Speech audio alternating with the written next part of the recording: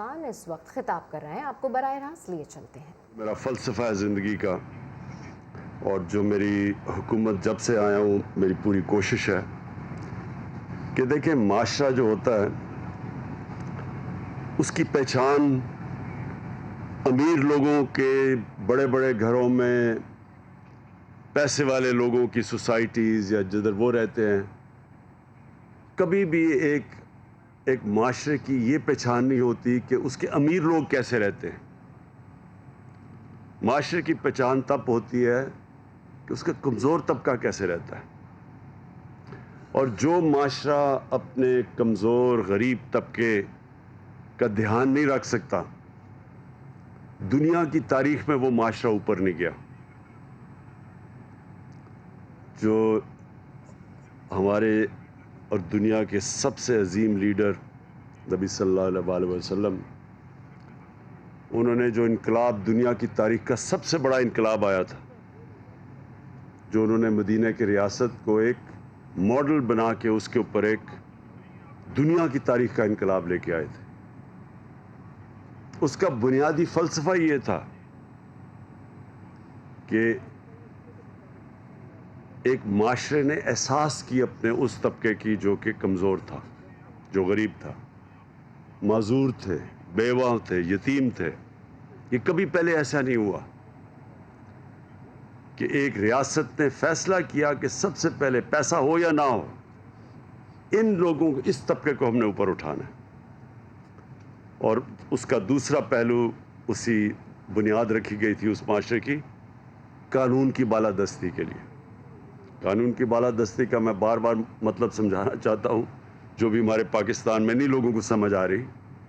قانون کی بالادستی کا مطلب یہ ہوتا ہے کہ طاقتور کو قانون کے نیچے لے کے آنا، کیونکہ کمزور تو بیچارہ ویسے ہی، اس کو تو قانون کی اس لیے ضرورت ہوتی ہے، اس کو تحفظ چاہیے طاقتور سے، لیکن جو طاقتور ہے وہ ہمیشہ اپنے آپ کو قانون کے اوپر رکھتا ہے۔ وہ سمجھتا ہے اس کے لیے پریویلیجز ہونی چاہیے، وہ ڈاکے بھی مارے تو اس کو قانون کو پکڑنا نہیں چاہیے۔ اور جو بھی، جس کو بنانا ریپبلک کہتے ہیں، بنانا ریپبلک وہ ہوتی ہے جدھر وہ معاشرہ طاقتور ڈاکوؤں کے لیے ایک علیحدہ قانون رکھتا ہے اور کمزور کے لیے دوسرا رکھتا ہے۔ تو یہ دو چیزیں ہوتی ہیں۔ ایک تو ہم لگے ہوئے ہیں، جد و جہد ہے، یہ بڑی سٹرگل ہے۔ آپ دیکھ رہے ہیں کہ طاقتور قانون کے نیچے نہیں آنا چاہتا، وہ کبھی پی ڈی ایم جیسے یہ کیا تنظیمیں بناتا ہے، یا پی ڈی ایم جیسی الائنسز کرتا ہے۔ صرف مقصد یہ ہوتا ہے کہ ہمارے لیے ایک قانون ہے، ہمیں عام لوگوں کے قانون کی طرح نہ رکھو، ہم کوئی خاص لوگ آئے ہیں، ہم چوری کریں، ڈاکہ ماریں، منی لانڈرنگ کریں، ہمیں آپ قانون کے نیچے نہیں لا سکتے، تو بلیک میل کرتے ہیں۔ اسی طرح شوگر مافیا ہے، لوگوں کو بیچاروں کو مہنگی چینی، غربت پیدا کر کے، قیمتیں بڑھا کے، اور پیسہ بناتے ہیں، اور پھر نہ وہ ٹیکس دیتے ہیں، نہ وہ ان کے اوپر کچھ کریں، تو وہ پھر وہ بھی کہتے ہیں کہ ہم کوئی خاص لوگ ہیں، اور اس طرح ساری جگہ ایسے مافیا بیٹھے ہوئے ہیں۔ تو قوم کبھی وسائل کی کمی سے غریب نہیں ہوتی ہے، یاد رکھنا۔ قوم غریب تب ہوتی ہے جب ہمارے نبی صلی اللہ علیہ وسلم نے کہہ دیا تھا کہ تمہارے سے پہلے بڑی قومیں تباہ ہوئیں، جیسے طاقتور کے لیے ایک قانون اور کمزور کے لیے دوسرا۔ اس کو رول آف لاء کہتے ہیں، قانون کی بالادستی۔ تو ایک یہ ہے، اور دوسرا جو آج جس کے لیے میں یہاں آیا ہوں،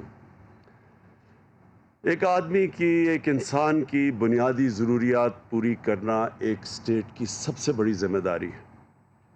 ہم نے آج تک کبھی سوچا ہی نہیں کہ جو غریب آدمی ہے، جو مزدور ہے، جو مکینک ہے، جو ویلڈر ہے، جو چھوٹی دکان چلاتا ہے، جو چھابڑی والا ہے، ان کی بھی خواہش ہوگی کہ ہمارا اپنا گھر ہو۔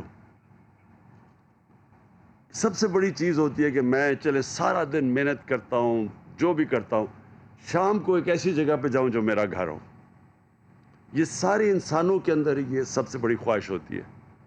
اور سب سے بڑی ایک انسان کو انسیکیورٹی، یعنی ایک خوف ہوتا ہے سب سے بڑا کہ میرے اور میری بیوی بچوں کے سر پہ چھت نہ ہو. یہ سب سے بڑا خوف ہوتا ہے. کوئی اندازہ نہیں لگا سکتا کہ جب کوئی برا وقت آتا ہے، مثلا زلزلہ آتا ہے، سیلاب آتے ہیں، اور جس طرح پختونخوا میں قبائلی علاقے کے اندر جب وہ جنگ ہوئی تو ایک دم لوگوں کو سب کچھ چھوڑ کے نکلنا پڑا، اور ایک دم وہ کیمپس میں چلے گئے. یہ جلو زئی میں بھی افغان بیچارے جب وہاں سے آئے تھے مشکل وقت میں، وہ بھی یہاں رہتے تھے، لیکن وہ تو پھر بھی وہ ان کے سر پہ چھت تھی. لیکن یہ جو خوف ہے یہ سب سے بڑا خوف ہوتا ہے. اور ہمارے کبھی بھی کسی حکومت نے یہ سوچا ہی نہیں کہ وہ بیچارے ان لوگوں کے لیے ہم کیا. تو یہ پاکستان کی تاریخ میں پہلی دفعہ ہو رہا ہے. ایک جو پرائم منسٹر جنید جو تھے انہوں نے کوشش کی، وہ فیل ہو گئی تھی ان کی اسکیم، کیونکہ انہوں نے جدھر گھر بنا دی ادھر لوگ رہنا ہی نہیں چاہتے تھے. ہم جو یہ اسکیم لے کے آ رہے ہیں لو کاسٹ ہاؤسنگ کی، پہلے ہم نے پوری سروے کی ہوئی ہے، رجسٹر کیا ہوا ہے. ہمارے پاس رجسٹرڈ ہیں لوگ جو کہ گھر ایک چھت چاہتے ہیں، ایک گھر چاہتے ہیں. تو اس کے بعد پھر ہم نے ادھر سے شروع کیا. اب ظاہر ہے گورنمنٹ کے پاس تو پیسے نہیں کہ ہر آدمی کو گھر بنا کے دے دیں. کوئی بھی دنیا میں گورنمنٹ یہ نہیں کر سکتی. امیر ترین ملک بھی اپنے سارے شہریوں کو گھر نہیں دے سکتے. لہٰذا اس کا ایک ہی طریقہ ہے جو دنیا نے ایک کامیاب ماڈل بنا ہوا ہے، وہ یہ کہ بینکوں کو کہیں کہ قرضے دیں لوگوں کو اپنے گھر بنانے کے لیے. تو یہ جو اسکیم آئی ہے اس میں کیا ہوگا، سستے گھر بنے، گورنمنٹ کی زمین پہ بنے، کیونکہ اگر زمین بھی خریدنی پڑے اس کی قیمت بہت اوپر چلی جائے. اس کے بعد گورنمنٹ، فیڈرل گورنمنٹ، ہم ہر گھر کے اوپر 3 لاکھ روپے دے رہے ہیں کہ اگر گھر کی قیمت 25 لاکھ ہے تو وہ نیچے آ کے 22 لاکھ ہو جائے. وہ کیوں ضروری ہے نیچے لانی؟ کیونکہ پھر قسطیں ہیں. جو ایک آدمی کرائے کی قسطیں دیتا ہے گھر میں رہنے کے لیے، وہی قسطیں وہ دے کے بینک کو، تو اس کا اپنا گھر بن جاتا ہے. تو ہم چاہتے تھے کہ اس کی قسط نیچے آئے مہینے کی، کیونکہ جتنا گھر کا پورا کاسٹ نیچے آئے گا تو اتنی اس کی مہینے کی کم قسط دینی پڑے گی.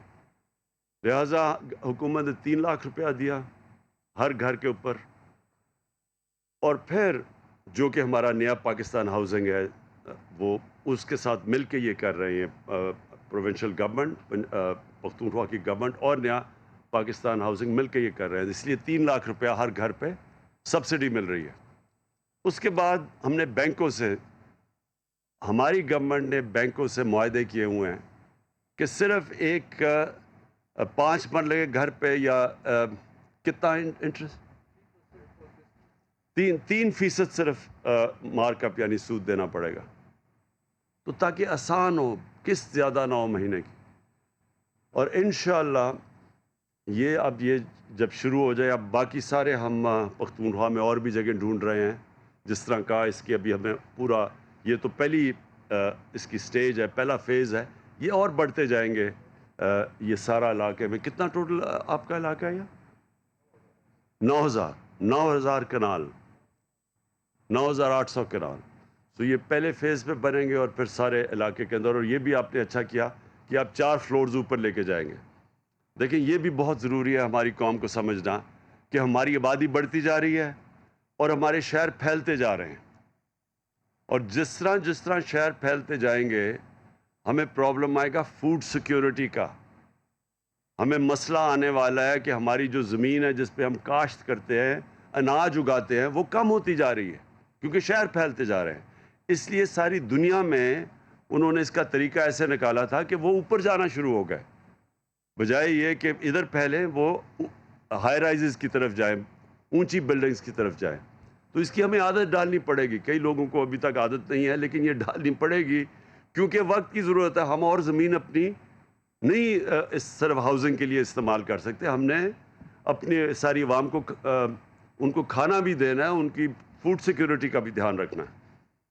تو انشاءاللہ یہ جو ہماری اسکیم ہے یہ اب چل پڑی ہے. میں پھر سے کہتا ہوں دیر اس لیے لگی کیونکہ بینک پیسے دینے کے لیے تیار نہیں تھے، اب تک قرضے دینے کے لیے نہیں تیار تھے.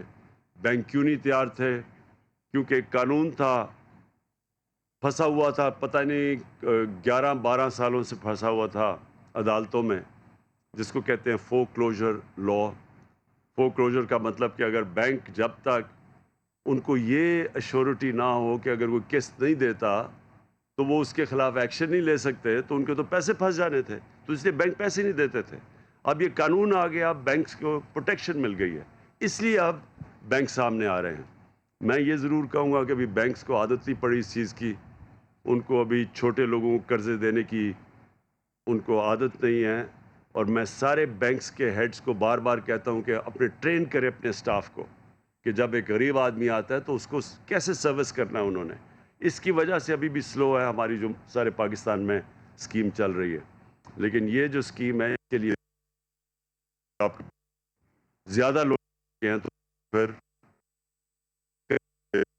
دینے کے لیے جو لوگ اپلائی کر رہے ہیں. ہماری جو کوشش ہے کہ ہمارے جو عام لوگ ہیں، جو ہمارے غریب لوگ ہیں، ان کو یہ حکومت پوری پروٹیکشن دے. میں آج پختونخوا حکومت کو خاص طور پہ خراج تحسین بھی پیش کرتا ہوں، مبارک بھی دیتا ہوں کہ انہوں نے جو ہیلتھ کارڈ دیا ہے، جو ہیلتھ انشورنس ہے، آپ کو پتہ نہیں اس چیز کا علم ہے یا نہیں، امیر ترین ملک بھی سارے شہریوں کو ہیلتھ انشورنس نہیں دے سکتے. یہ بہت بڑی آپ نے سٹیپ اٹھایا ہے، اور کیونکہ اس سے اللہ سب سے زیادہ خوش ہوتا ہے. اللہ تو خوش ہوتا ہے جب آپ اس کی مخلوق کی مدد کریں، اور خاص طور پہ دکھی انسانیت کی. جب ایک گھر کے اندر بیماری ہو اور ان کے پاس پیسہ نہ ہو، اس سے بھی بڑی بے بسی نہیں ہوتی لوگوں کے اوپر. شوکت خانم میں نے اس لیے بنایا تھا کہ کینسر کا بڑا مہنگا علاج تھا، تو غریب آدمی کے گھر کینسر ہو جائے وہ تو بیچارہ مقروض ہو جاتا تھا، سب کچھ بیچ دیتا تھا اور پھر بھی علاج نہیں کروا سکتا تھا. تو یہ جو آپ نے ہیلتھ انشورنس دی ہے محمود خان، آپ نے پہلا صوبہ سارے پاکستان میں جس نے سارے اپنے شہریوں کو 10 لاکھ روپے ہر خان صاحب نے دے دیا ہے ہیلتھ کارڈ کے ذریعے کہ وہ جا کے کسی بھی ہسپتال میں اپنا علاج کروا سکتے ہیں. یہ ایک سارا ہیلتھ کا سیکٹر میں انقلاب آپ لے آئے ہیں. اس سے اب ہسپتال بنیں گے سارے علاقوں میں. گورنمنٹ تو اتنے ہسپتال نہیں بنا سکتی، ہمارے تو پاس مشکل سے پیسے ہیں جو ہسپتال بنے ہوئے ہیں انہیں صحیح طرح چلائے، لیکن پرائیویٹ سیکٹر آ کے ہسپتال بنائے گا کیونکہ اب ہیلتھ کارڈ آ گیا لوگوں کے پاس. تو یہاں جلو زئی جیسے علاقے میں بھی جو کبھی کسی نے ہسپتال نہیں بنانا تھا، اب وہ آ کے بنائیں کیونکہ ان کو پتہ ہے کہ لوگوں کے پاس کارڈ ہے، لوگ پیسہ دے سکتے ہیں ان کو. اس سے انشاءاللہ ایک ہسپتالوں کا جال پھیلے گا پاکستان میں، اور پرائیویٹ سیکٹر آئے گا. ان کی اور بھی ہم مدد کر رہے ہیں، سستی ان کو زمینیں دیں گے ہسپتال بنانے کے لیے. ڈیوٹی فری جو پاکستان میں کوپنڈی بنتی وہ بلوائیں گے. تو ایک یہ دوسرا آپ کا ہیلتھ کارڈ ہے. تیسرا پناہ گاہ ہے، یہ بھی بڑا زبردست کام ہے، اور یہ بھی انشاءاللہ ہماری کوشش ہے کہ سارے پاکستان میں یہ پھیل جائے کہ مزدور بیچارے جو دور دور سے آتے ہیں کام کرنے کے لیے، دہاڑی لگانے کے لیے پیسے بنائیں تاکہ اپنے بیوی بچوں کو پیسہ بھیجیں. تو ان کے لیے تو بہت بڑی سہولت ہے کہ وہ آ کے ایک پناہ گاہ میں رہ سکتے ہیں، اور ان کو کھانا بھی وہاں مفت ملتا ہے، وہ ان کو کرایہ بھی نہیں دینا پڑتا، ان کو اچھی وہ نہا دھو بھی سکتے ہیں، اور وہ پھر جو پیسہ بچتا ہے وہ سارا اپنے بیوی بچوں کو دیتے ہیں. یہ بھی ایک اللہ کی طرف سے زبردست سہولت ہے، اور اس میں پختونخوا پوری شرکت کر رہا ہے. اور میں یہ چاہتا ہوں کہ ابھی سے آپ کو لوکیٹ کرنی چاہیے جگہیں. کاظم، آپ کو دیکھنا چاہیے کہ جدھر جدھر بھی مزدور جاتے ہیں شہروں میں، چھوٹے شہروں میں کام کرنے کے لیے، ادھر وہ جگہ آپ کو لوکیٹ کرنی چاہیے. اور یہ بھی اللہ کا کام ہے، اس میں بھی انشاءاللہ اس کی برکت آئے گی ہمارے ملک کے اوپر. اور پھر ہم نے اب وہ جو نیا بھی شروع کیا ہے، انشاءاللہ یہ بھی کوئی بھوکا نہ سوئے، کہ ہمارے پاس موبائل کچنز ہوں جو جائیں سارے، جو پتہ ہو ایک روٹ پہ چلیں ہر روز جو غریب علاقے ہیں، تاکہ وہ جب وہاں رکتے جائیں اور جو لوگ بیچارے کسی کو یہ نہ ہو کہ وہ بیچارہ رات کو بھوکا سوئے. تو یہ بھی ایک میری خواب ہے، اور انشاءاللہ یہ بھی جب ہم ریاست مدینہ کی بات کرتے ہیں تو اس میں یہ چیزیں تھیں. ریاست مدینہ کے اندر انسانیت تھی، ایک انسانیت کا نظام، ایک فلاحی ریاست بنی تھی. پیسے نہیں تھے ان کے پاس تھا، لیکن انہوں نے راستہ دکھا دیا تھا کہ ہم نے اپنے ایک انسانیت کا نظام بھی بنانا تھا اور قانون کی بالادستی قائم کرنی ہے. یہ دو چیزیں ہیں جس کی وجہ سے دنیا کی تاریخ کا سب سے بڑا انقلاب آیا تھا وہاں. اور ہم جس طرح علامہ اقبال کہتے ہیں کہ جب بھی ایک مسلمان معاشرہ جب بھی وہ اوپر آیا ہے تو وہ وہی مدینہ کے ریاست کے اصولوں کے اوپر جا کے تو تب وہ واپس اوپر آئے جتنا بھی نیچے گرتا گیا ہو. اور یہ نہیں کہ صرف مسلمان، جو بھی قوم ان اصولوں کے اوپر چلے گی وہ اوپر آ جائے گی. تو آج جو آپ قومیں اوپر دیکھ رہے ہیں، آپ جب سٹڈی کریں گے ان کو تو آپ کو پتہ چلے گا کہ ان اصولوں پہ چلے گئے ہیں جو کہ مدینہ کے اصول تھے. آپ اسکینڈینیویا میں جا کے دیکھیں، آپ کو حیرت ہوگی. جب محمد عبدو ایک بہت بڑا مسلمان اسکالر تھا، جب وہ پہلی دفعہ گیا یورپ، آج سے کوئی 125 سال پہلے مصر سے وہ گیا، تو اس نے کہا یورپ میں یہاں تو مجھے کوئی مسلمان تو نہیں نظر آئے لیکن بڑا اسلام نظر آیا. اور جب واپس مصر گیا کہتا مسلمان تو بہت ہیں، بہت کم اسلام.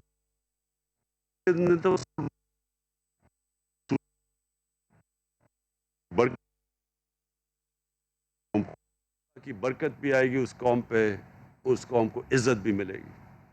تو میں آج آپ کو مبارک دیتا ہوں پھر سے، یہ جو آپ نے بہت زبردست جلوزئی میں انیشیٹو کیا ہے. شکریہ.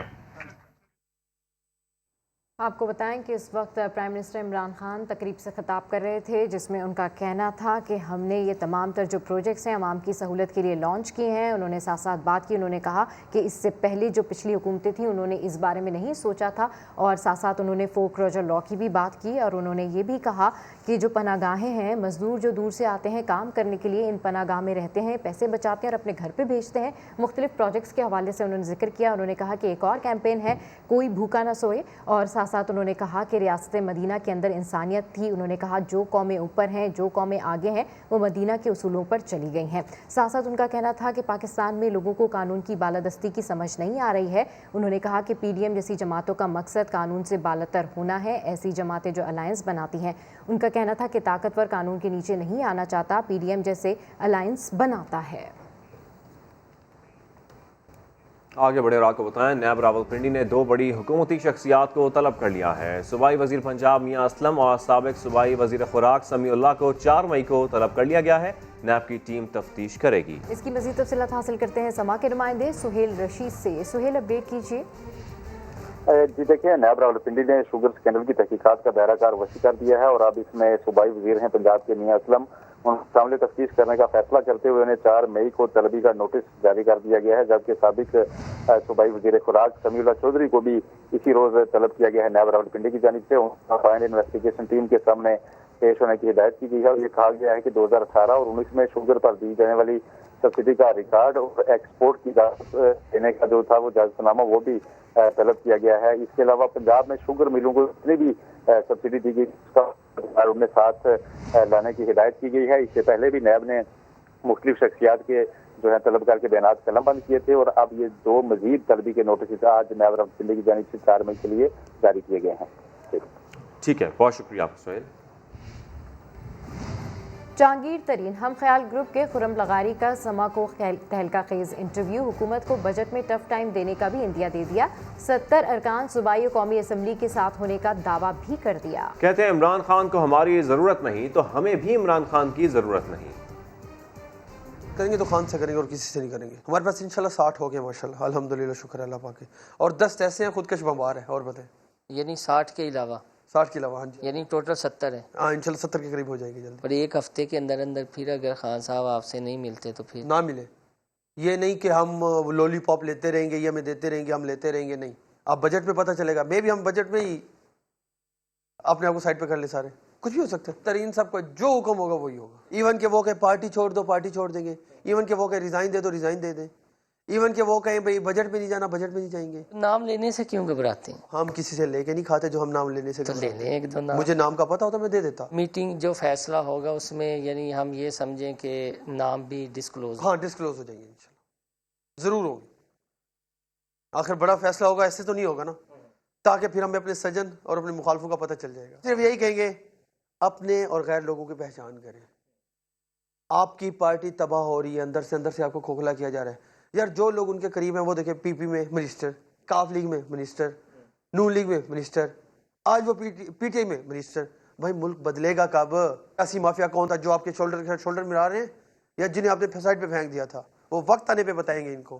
ہمیں بھی ان کی ضرورت نہیں ہے، اور بتائیں کیا کر لیں گے. ہمیں بھی ضرورت نہیں ہے.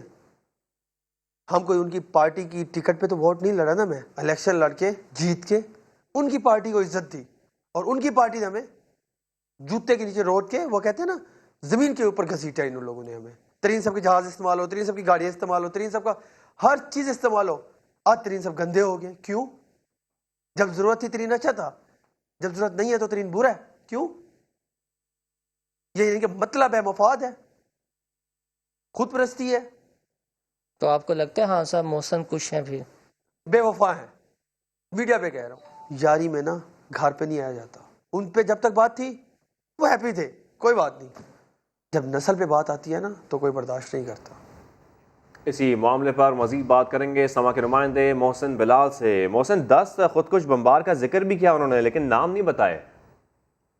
جی بالکل، خرم لغاری کا یہ کہنا تھا کہ جو 21 اپریل کو عشائیہ رکھا گیا تھا اب منسوخ ہو گیا ہے، اس میں ہم نے نام ڈسکلوز کرنے تھے، لیکن بعد میں کوئی سہولت کار پڑے، اور جن کا یہ کہنا تھا کہ ہم عمران خان سے ملاقات کروائیں گے، لیکن عمران خان صاحب نے آگے کمیٹی بنا دی تو ہم بھی کمیٹی کھیلیں گے. اور ان کا یہ کہنا ہے کہ بہت سارے راز ہمارے سینے میں ہیں، وقت آنے پر سارے راز جو ہے افشا کریں گے. لیکن ایک بات تو طے ہے کہ اب ہم وزیر اعظم عمران خان اور ان کے مشیروں کو ٹف ٹائم دیں گے، اور انہوں نے اس چیز کا عندیہ بھی دیا ہے کہ بجٹ سے پہلے ہو سکتا ہے کہ وہ الگ ہو جائیں اور یا اپنا ایک الگ سے درا بنا لیں. عمران خان کی شخصیت کے حوالے سے خرم لغاری نے بہت زیادہ انکشافات کیے ہیں، اور ان کا یہ کہنا ہے کہ جہانگیر ترین جو ہے 48 گھنٹے ان کی گاڑی ڈرائیو کرتے رہے، ان کا جہاز استعمال ہوتا رہا تو تب وہ ٹھیک تھے. لیکن اب جہانگیر ترین جو ہے وہ برے بن چکے ہیں. جب ان سے میں نے بار بار یہ سوال کیا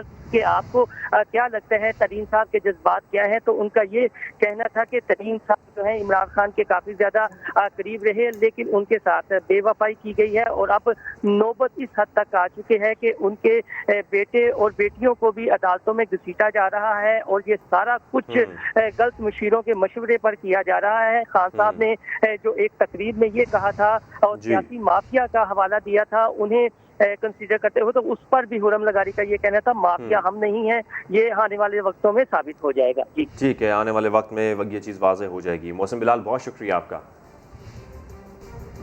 شان رسالت میں گستاخی کسی صورت برداشت نہیں. پوری قوم فرانس میں توہین آمیز خاکوں کی اشاعت کی پرزور مذمت کرتی ہے. فرانس کے سفیر کو ملک سے نکالنے کے معاملے پر قرارداد قومی اسمبلی میں پیش کر دی گئی. حکومت نے کل عدم ٹی ایل پی سے کیا گیا وعدہ پورا کر دیا. سرکاری طریقہ کار پر نون لیگ برہم. ارکان وزیر اعظم کی عدم موجودگی پر گرجتے برستے رہے. اہم معاملے پر پیپلز پارٹی ایوان سے غائب رہی. اس حوالے سے رپورٹ کر رہے ہیں عثمان خان. فرانسیسی میگزین کی جانب سے توہین رسالت ناقابل قبول. تمام مسلم ممالک سے بات کی جائے. بین الاقوامی معاملات ریاست کو طے کرنے چاہیے. کوئی فرد، گروہ یا جماعت غیر قانونی دباؤ نہیں ڈال سکتی. پارلیمان سے راست اقدام کے لیے ایم این اے امجد علی خان کی نجی قرارداد قومی اسمبلی کے ہنگامی اجلاس میں پیش. یہ ایوان مطالبہ کرتا ہے کہ فرانسیسی سفیر کو ملک سے نکالنے کے مسئلے پر بحث کی جائے. تمام یورپی ممالک بالعموم اور فرانسیسی بالخصوص کو اس معاملے کی سنگینی سے آگاہ کیا جائے. وزیر پارلیمانی امور علی محمد خان نے واضح بھی کر دیا کہ قرارداد نجی ہے، سرکاری نہیں. غور کے لیے خصوصی کمیٹی بنانے کی تحریک پیش کی جسے منظور بھی کر لیا گیا. ہم حکومت تو کسی چیز میں ہم دعوے دار نہیں اس کو چینج کرنے یا کچھ بھی. یہ تو ایک پرائیویٹ ممبر ریزولوشن کے طور پہ آئی ہے کہ اس کو اسپیشل کمیٹی میں بھیج دیا جائے، وہ اس پہ غور و خوض کرے اور یہاں پہ پھر ایوان میں بھیج دے. ایوان پھر اس پہ اگر اوپن ڈیبیٹ کرنا چاہے یا جو بھی کرنا چاہے. پیپلز پارٹی نے اجلاس میں شرکت نہ کرنے کا فیصلہ کیا تھا، جبکہ نون لیگ والے ایوان میں وزیر اعظم کی عدم موجودگی اور حساس معاملے پر نجی قرارداد لائے جانے پر برہم. اگر یہ کوئی حکومت نے معاہدہ کیا تھا تو وزیر اعظم کو یہاں پر آنا چاہیے تھا. Because there can be no more important business than ناموس رسالت صلی اللہ علیہ وسلم. اس قرارداد کو آفیشیل بزنس بنانے کے لیے وزیر داخلہ یا وزیر مذہبی امور سے کہیں کہ وہ پالیسی سٹیٹمنٹ دیں اور قرارداد پیش کریں۔ ایوان میں ابتدائی بحث کے بعد اسپیکر نے کہا کہ قرارداد پیش ہوئی ہے، منظور نہیں ہوئی۔ قرارداد پر تمام جماعتیں مشاورت کر لیں اور متفقہ قرارداد لائیں۔ قومی اسمبلی اجلاس جمعہ 11 بجے تک ملتوی کر دیا گیا۔ عثمان خان، سما، اسلام آباد۔ معاملات تو طے پا گئے، مگر کالعدم تنظیم سے پابندی ختم کی جائے گی، نہ ہی تنظیم کے سربراہ کو رہا کیا جائے گا۔ صرف ایم پی او کے تحت حراست میں لیے گئے کارکن رہا کیے جائیں گے۔ کالعدم تحریک لبیک پاکستان سے مذاکرات پر حکومتی موقف سامنے آ گیا۔ کہا گیا کہ کالعدم تنظیم کے پاس پابندی کے فیصلے پر اپیل کرنے کا حق ہے۔ کالعدم تنظیم 30 دن میں حکومت کے پاس اپیل کر سکتی ہے۔ حکومتی ذرائع کا کہنا ہے کہ سیکیورٹی اہلکاروں پر تشدد اور املاک کو نقصان پہنچانے کا کوئی مقدمہ واپس نہیں لیا جائے گا۔ مقدمات میں نامزد افراد کو عدالتوں سے رجوع کرنا ہوگا۔ وزیر اطلاعات فواد چودھری کہتے ہیں پولیس اہلکاروں کو شہید اور زخمی کرنے والوں کو کسی صورت معاف نہیں کیا جا سکتا۔ معاہدہ ہے، ظاہر ہے کہ وہ قانون کے اندر ہے۔ اگر پرچے ہوئے ہیں تو وہ پرچے ہم تو نہیں ختم کر سکتے، وہ پرچے تو عدالتوں میں جانے ہیں۔ اسی طریقے سے جن صاحبان کو مینٹیننس آف پبلک آرڈر کے تحت گرفتار ہے ان کو تو ہم چھوڑ سکتے ہیں کیونکہ وہ حکومت کا اختیار ہے۔ جن کے اوپر قتلوں کے پرچے ہیں ان کو نہیں چھوڑا جا سکتا کیونکہ وہ ہمارا اختیار نہیں ہے۔ تیسری بات، جو لوگ 800 پولیس والے یہاں پر زخمی ہوئے ہیں، 5 پولیس والے یہاں پہ شہید ہوئے ہیں، یہ نہیں ہو سکتا کہ ہم وہ پولیس والوں کا کہیں کہ وہ ہم بھول جائیں گے، وہ نہیں بھولا جا سکتا۔ حساس ترین معاملے پر شرمناک ترین رویہ، شاہد خاقان عباسی ساری حدیں پار کر گئے۔ اسپیکر قومی اسمبلی اسد کیسر کو جوتا مارنے کی دھمکی دے دی۔ وفاقی وزیر فواد چودھری نے سابق وزیر اعظم کے رویے کی مذمت کی، کہا شاید انہیں پی ٹی ایم کی ناکامی کا غصہ ہے۔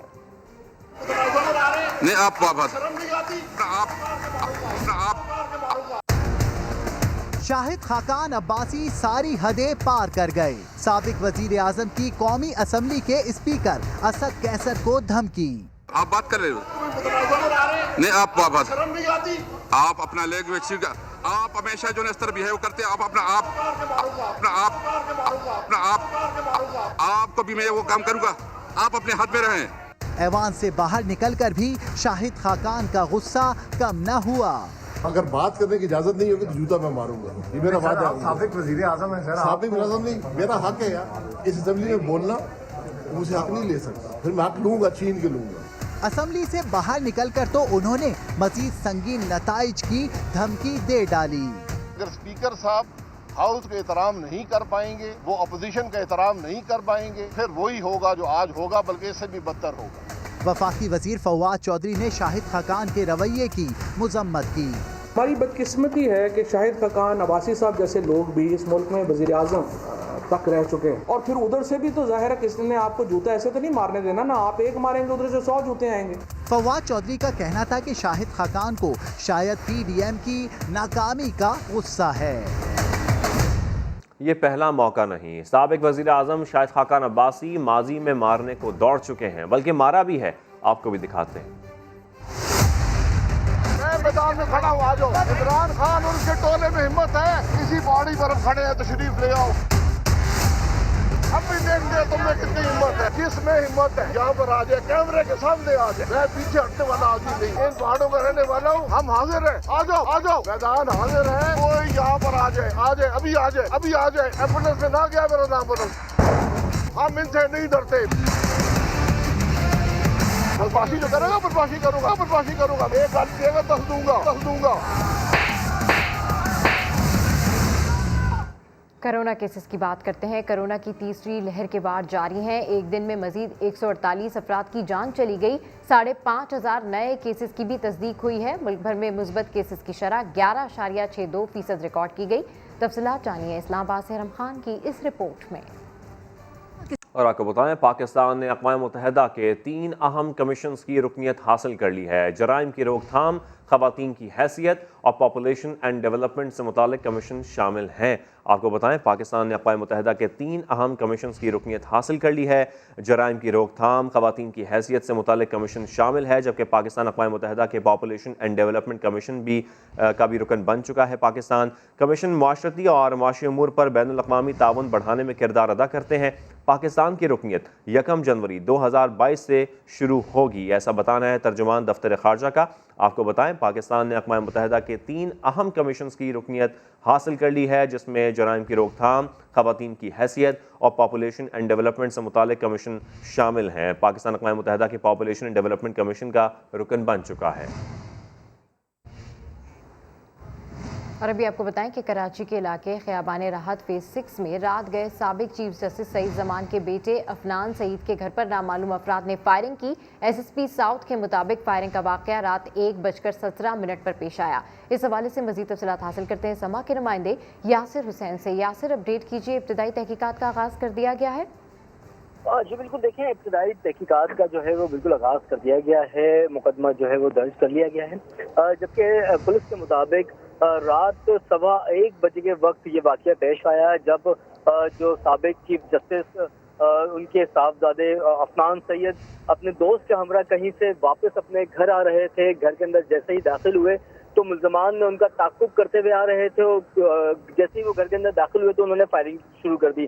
جیسے ہی ان کے گارڈ نے جوابی فائر کیے تو ملزم جو ہے وہ فرار ہو گیا، جبکہ جو گاڑی کا ڈرائیور تھا وہ باہر موجود تھا۔ اس کے بیان کے مطابق موٹر سائیکل پہ سوار ایک ہی ملزم تھا جس نے فائر کیے ہیں، جبکہ یہ بھی بتایا جا رہا ہے کہ افنان سعید کی جانب سے کہ 2018 سے ہمارا جو ہے اسلام آباد میں فیصل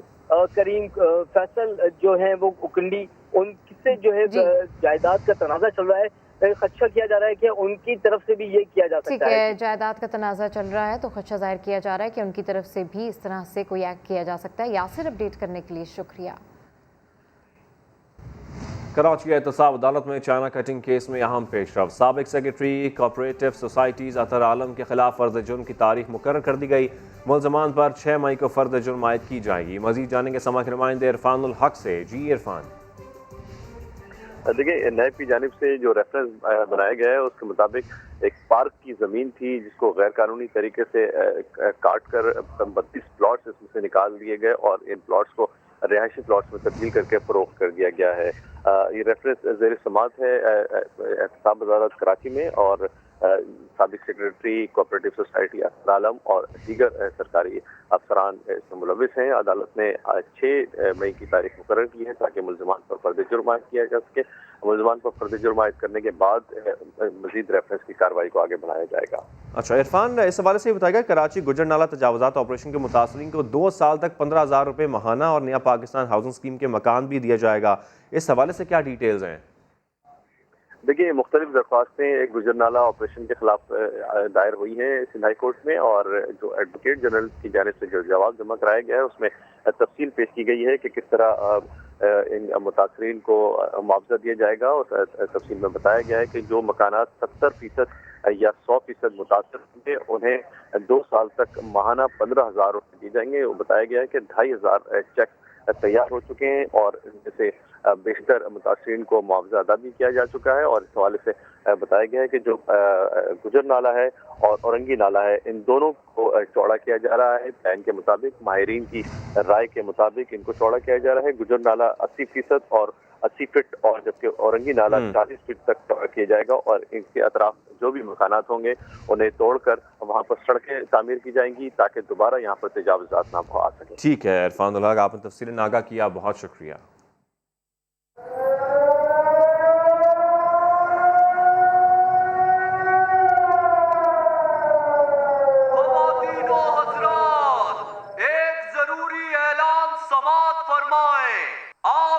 شہر اور اس کے مضافات میں حرام خوروں کو بے نقاب کرنے کا وقت ہوا چاہتا ہے۔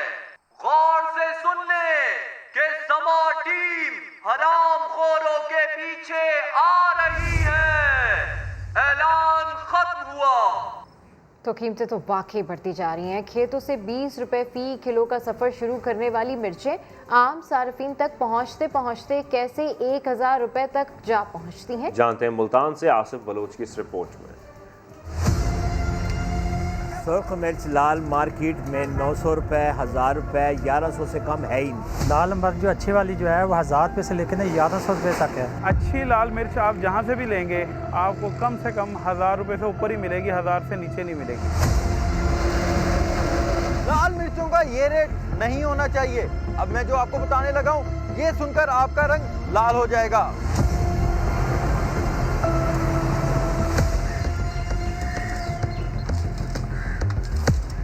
सबसे पहले चलते हैं मिर्चों के बागात में।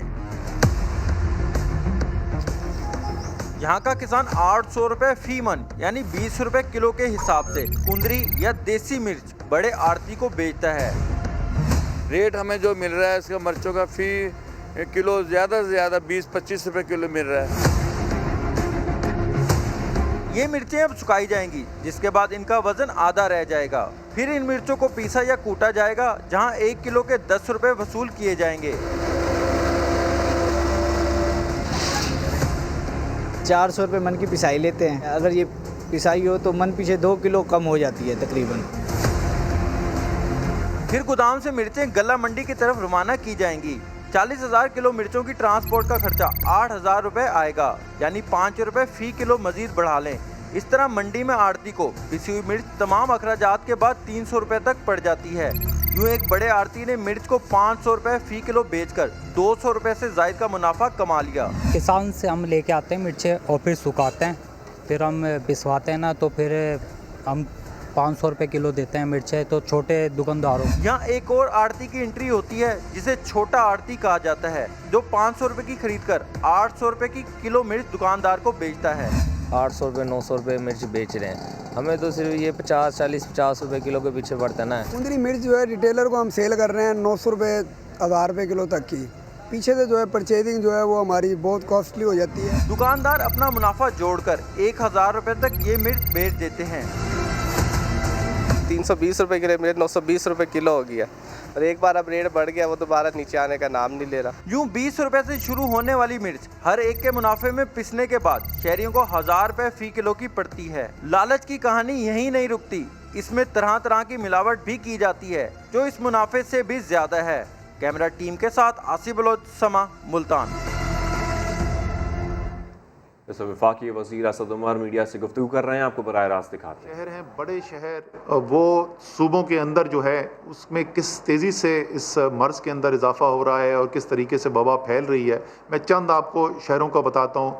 मर्दान में कल पॉजिटिविटी की शरह 33% थी, पेशावर 26%, नौशेरा 20%, बहावलपुर 38%, फैसलाबाद 25%, लाहौर 27%, मुल्तान 21%, रावलपिंडी 28% और सिंध जो हमारे जनूबी इलाका है मुल्क का वो इस वबा से निस्बतन महफूज चल रहा था, क्योंकि ये जो बरतानिया का जो वेरिएंट आया, जो यूके वेरिएंट आया, वो हमारे शुमाल में ज़्यादा पाया जा रहा था, लेकिन आहिस्ता आहिस्ता वो फैलना शुरू हुआ। और ये भी हमने पहले कहा था कि इसलिए एहतियात ज़रूरी है।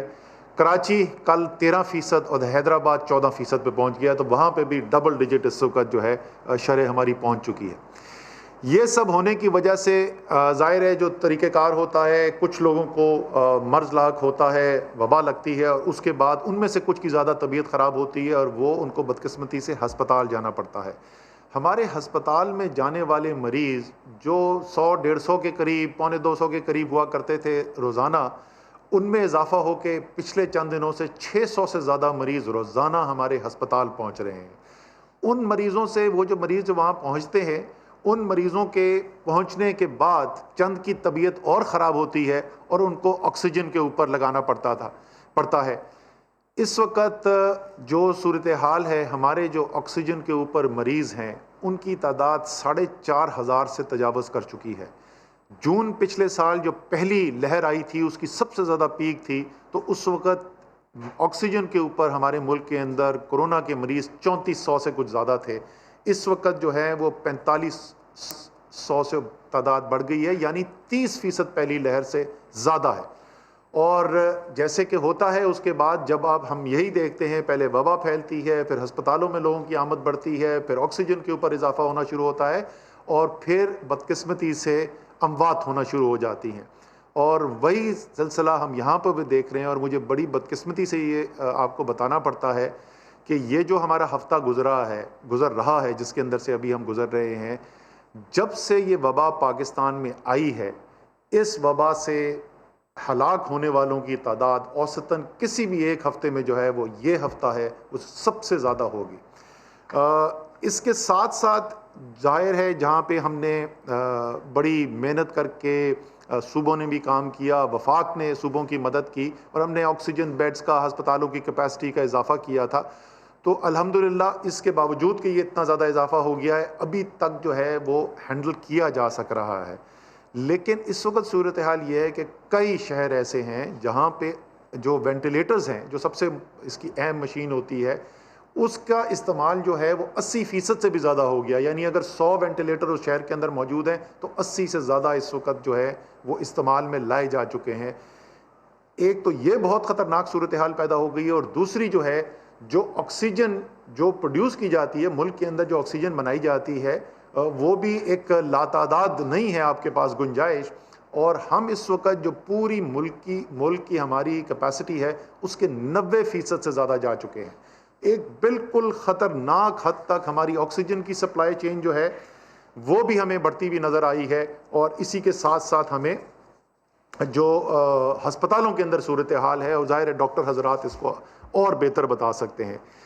ساتھ کے ساتھ میں تھوڑا سا آپ کو یہ بھی بتاتا جاؤں کہ خطے کے اندر ہو کیا رہا ہے اس وقت. یہ صرف پاکستان کے اندر نہیں ہے، بلکہ پاکستان میں تو بڑے جیسے ہم نے کہا کہ ہم نے فیصلے کیے، بنائی، انتظامیہ نے بھی محنت کی، مکمل طور پہ کامیاب نہیں ہو رہے، لیکن محنت کی اس کی وجہ سے وبا کے پھیلاؤ میں جو اضافہ ہو رہا تھا اس کو قدرے کچھ حد تک ہم نے کنٹرول کیا ہے. لیکن آپ کے خطے کے اندر اس وقت ہو کیا رہا ہے؟